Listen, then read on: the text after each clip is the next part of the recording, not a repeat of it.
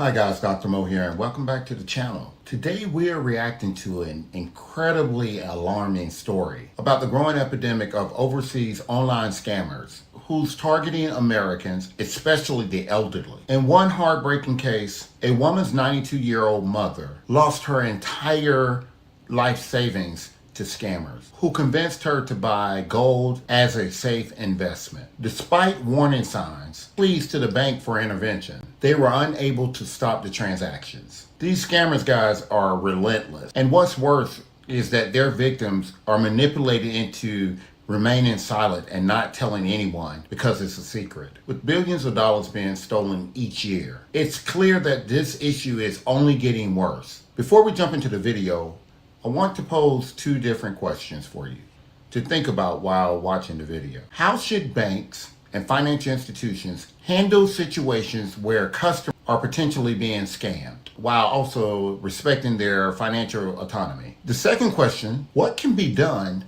to prevent everyday people from falling prey or becoming victims of such scams? We're going to take a look at the video and we're going to break it down and have a discussion afterwards. Let's get into it. Earlier this year, we shared a story about the growing epidemic of overseas online scammers robbing vulnerable Americans. We now have an update on the billions of dollars being taken. Jim Axelrod spoke with a woman whose elderly mother lost her life savings despite pleas, she says, for her bank to take action. Banks say they're limited in what they can do.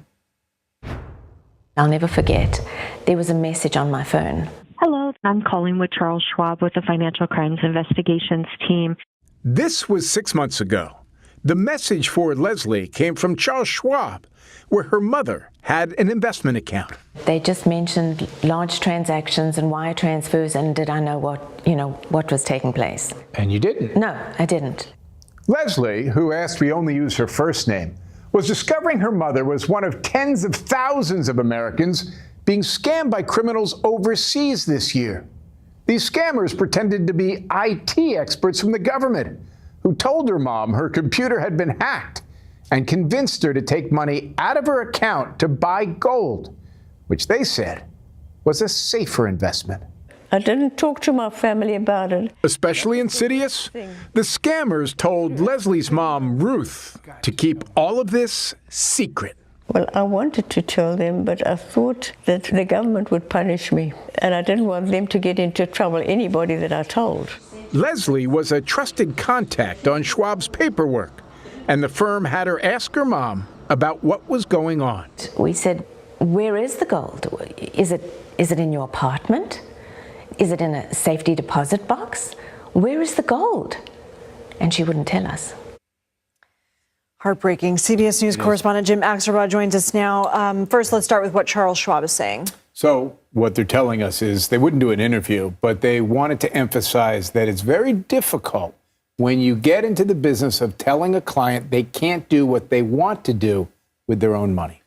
So essentially they're saying, look, if you call us and you want to take your money out, you want to wire it to somebody, it's not our place to say, what's going on? Well, they're saying that, let's say, for instance, they stopped somebody from accessing their own money and they wanted to put it into a perfectly legit investment that would then bear a lot of return. Then who's on, if the customer comes in and says, you didn't let me make money I wanted to make, they want government backing. Schwab and other large financial institutions, they want the government to say, no. You can step in and do this if you have reason to believe that some customer is at risk. Okay, so let's talk about that. What are you learning in your investigation into the role of banks, and how is the government getting involved? Well, Lizzie, at the top, you said we had done this investigation earlier this year. That had to do with romance scammers, and we looked at the dating platforms because that was the last stop between scammer and victim. This time it's the banks. They're really the last line of defense between scammer and victim.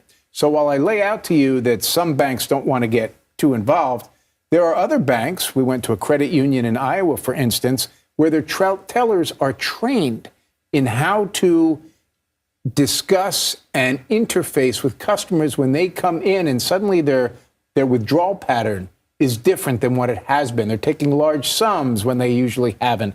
They are trained to then not only ask them, but go into the file and see if there's a trusted contact. You call a family member and maybe say, hey, look, Are you sure you want to do what you're telling us? And do you realize, trusted contact, that your father, mother, uncle, aunt is asking to take these large sums of money? They also have working relationships with the local police department.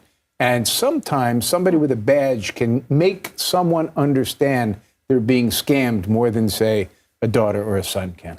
Fascinating. This investigation obviously is multifaceted. Many members of the CBS News team working on it. What are some of the big takeaways you want people to walk away with? I think we're going to be able to give viewers a look at something they haven't seen before. Deborah Pata, the distinguished correspondent in Africa, has gone into a boiler room in Ghana where these scammers make it happen, where they are bilking these hundreds of millions, billions of dollars from Americans, and actually confronts the scammers and have them explain why they do what they do.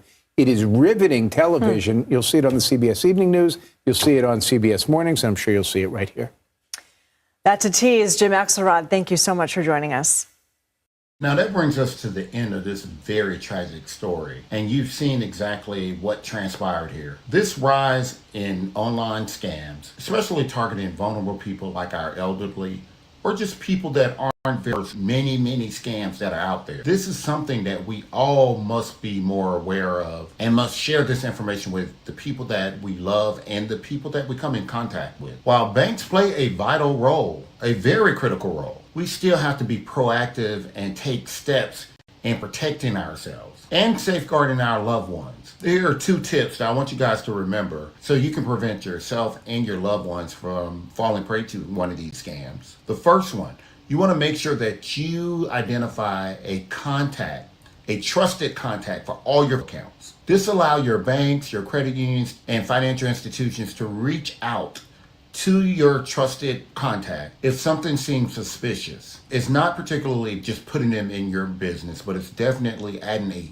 second layer or another layer of security and protection for you. The second thing I will tell you to do is make sure that you educate not only yourself and your loved ones, but everyone that will listen about the scams that are out here to take your hard-earned money and to rip off from your life savings. Make sure they do not share their personal information with anyone, and also that they're not making large transactions in silos. Now that I've provided you with those tips, how should banks and financial institutions handle situations where are potentially being scammed while also respecting their financial autonomy? And the second question, what more can be done to protect vulnerable people such as our elderly from scam? Thank you guys for watching. If this has been insightful or helpful for you, please like and subscribe. Until next time.